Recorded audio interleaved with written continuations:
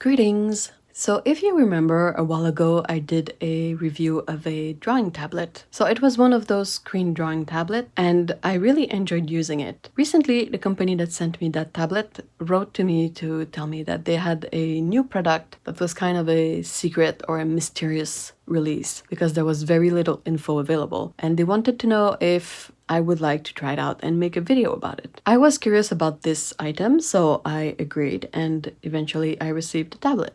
So this one is not a screen tablet. It still has really interesting features though. It's very affordable, it's very lightweight, it's very easy to set up, and it's wireless. So you can connect with Bluetooth and you can use it not only on your computer but on some phones and some tablets. It's like you can travel with this lightweight palette and then connect it to your phone or your tablet and use those as a screen when you draw. When I first started drawing using a tablet years and years ago, screen tablet didn't exist yet, and the first tablet I got was in a weird way really similar to this one, except that this one, being more modern and being new, has exponentially better features. So like I said, the price is definitely different from back then. This is much more affordable, and to get a bit technical, this one has a larger working area and a lot more levels of pressure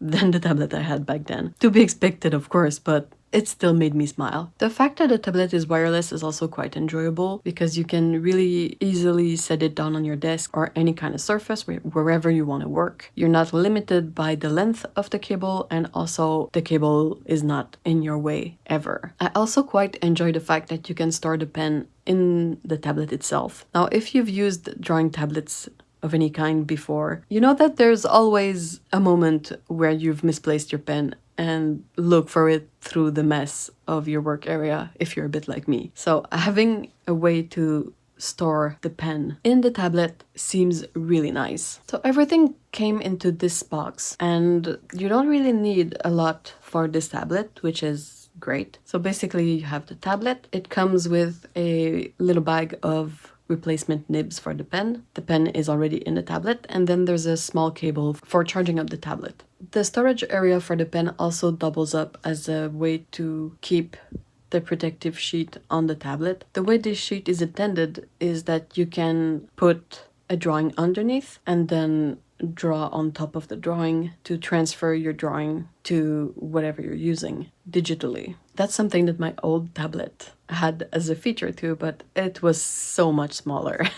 And if you put any kind of thicker paper in there, it just wouldn't work. So then what I did is I decided to test it out in Photoshop, which is the main software that I use for drawing still. And I drew a little cat head portrait thingy so that I can use that for later in the video. And I gotta say, it went really well. It was really effortless to use the palette. And even if I'm used to a screen tablet, I didn't really feel any kind of resistance when switching to this one. It's really easy to draw on a surface even if you're not looking at it directly and looking at the screen instead. It might not feel instinctive to you, but seriously, it's something that your brain gets used to really quickly. It's a bit like playing a video game when you have the controller in your hands and you don't look at the controller while you play. Like I said, I was really impressed with the levels of pressure that are in this tablet. You can see that when I tried to do like a curve and I tried to have a nice taper to my line, so start really fine, go thick, and go back to thin really smoothly. I know I use a textured line, that's not what I mean by smooth, but I mean the gradation of width of my stroke is nice and even and smooth. There is no jump to a smaller or larger size all of a sudden. It's really, really nice and satisfying. I tried the tablet in a couple of ways. I tried pairing it with my phone, but my phone is an Apple phone and iOS is not supported for this tablet, so that didn't pan out. I don't have any kind of tablet per se. Like, I don't have an iPad, I don't have a Samsung tablet, I don't have an Android phone that is recent enough. So really all I could try it with was my computer, and it worked out really, really well and was super easy to set up. So you download the driver, you set it up, you follow the instructions in the little booklet to pair it via Bluetooth, And once that was done, it just worked. And I really like the little driver software that they have. It's really easy to set things up and it's very visual. So yeah, like I said, I tried out Photoshop and it worked really well. I also tried inserting a sheet of watercolor paper. Remember when I talked about using a drawing between the tablet and the protective plastic so that you can sort of trace it digitally? That's what I did, but I thought I would make it a bit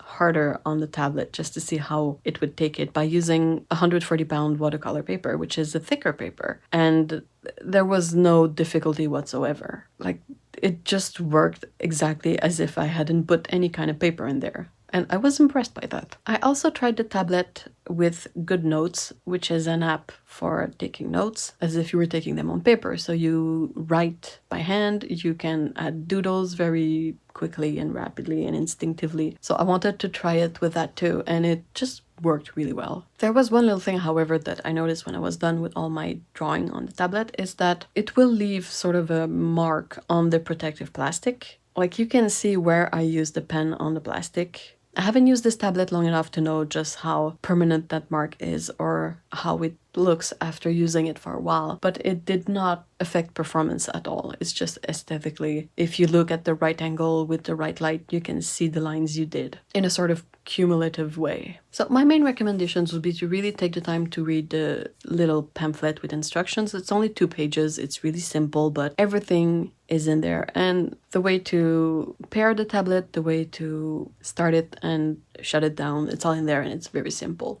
I wanted to see about setting up the tablet in a different way. Like, if you're left-handed and the area for the pen is in your way, you can go in the settings. So when you are in the window for the driver of the tablet, you go to the top right corner, there's a little cog there. Click on that and there's an area in the settings when you can rotate the area for digital drawing. And if you set it to 180 degrees, then it's gonna give you the other way around for the tablet. It's really easy to set it for left-handed people, and also you could probably have it set in a vertical way if that was your intent. Really easily. Of all the tablet settings I've had to deal with throughout the years, I think so far ugee has had the simplest settings to change, and you can find what you want in a split second, so kudos. To quickly sum it up, this is a really fun tablet. It's affordable, it's lightweight, it works really well. You can set it up however you want. You can use it with your phone, with your computer. And I feel like if this was available when I started drawing digitally, I would have been over the moon. I want to thank ugee for sending me this tablet to try out. I really had a great time, and I want to thank you guys for watching this video. I really appreciate it. So see you guys in the next one. Bye!